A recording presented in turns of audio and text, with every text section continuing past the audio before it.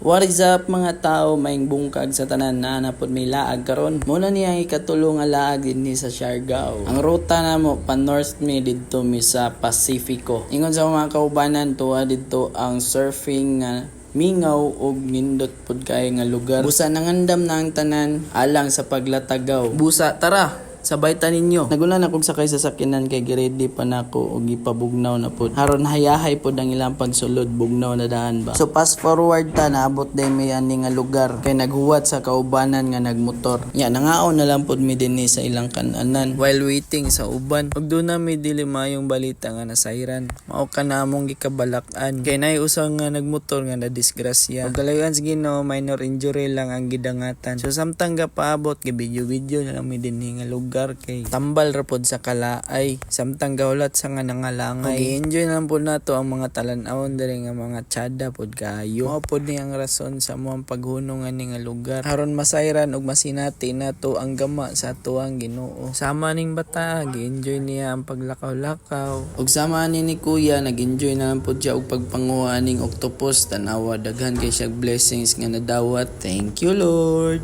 Labas kay ang mga nakuha ug milabay ang mga pila ka minuto nangabot na pud among mga kauban nga nagmotor. Nanghuram kog usa ka motor kay alang makabidyo ko sa unahan kay nice game view. Ug taod-taod pud murag galain nung pud ang pamati so nangita kog balay nga dunay CR. Ug dinhi ko nagibuhagay ang tanang kasakit ug kalagot sa kuntiyan. Ug taod-taod ana biglang sumakses ang lahat. Human sa pag-abot ang tanan nga nakamotor, idalikyat na lang pud mig adto sa unahan kay duna day busay. Ug mao na kini ang tanang kaubanan nako. Ug namakle na lang og jutay. Ug mao na kini ang Tatak Falls. Ug syempre mag-ambak-ambak time na. Alright.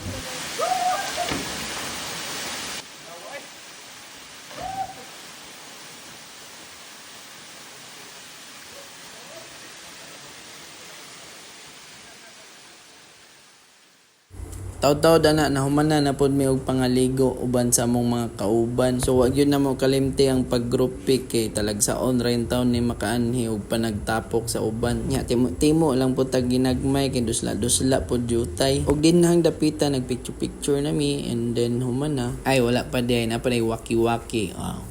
Pag human na. So muna na karon mo para napoy remembrance ba at least man lang natay lang taon nga history pohon. Kay maabot man gyud ang panahon nga pohon magbulag-bulag na pud ta. So take the opportunity na lang pud kita lagsa rain taon ang pinaka the best moment kauban ang kadaghanan nga mga suod nga higala. So after picture taking, mibalik na pud mi sa mong ruta ug mihapit aning lugara. Kay usa pud ni nga ginadayo nga dapit dinhi makita nimo ang overlook sa Pacific Ocean ug ang mga rock formation sa kilid. Dining napita medyo nalangay pod medyo tay kay nagpicture pa ang among kaubanan. Masayra nimo ang kanindot og katsada nga gigama sa tuwang Ginoo. Thank you Lord. Og na-enjoy pod ko sa pag-video dinhing napita. Kay hasta jud katsada tanawa ra gunaw, diba? Ingon sa lokal dinhing napita kung nindot karon mas nindot pa gyud sa una nga wala pa nagian og kusog nga bagyo. After na pod og picture sa tanan, taod-taod ni adto na pod mi dinhi sa Coco Beach. Og dinhi na pagabuhaton ang amoang activity sama sa pag-surfing. Kung gusto ka mag-surf, dili ka angay mabalaka kay naapod sila instructor. Og tudloan kanila og safety nga pamaagi.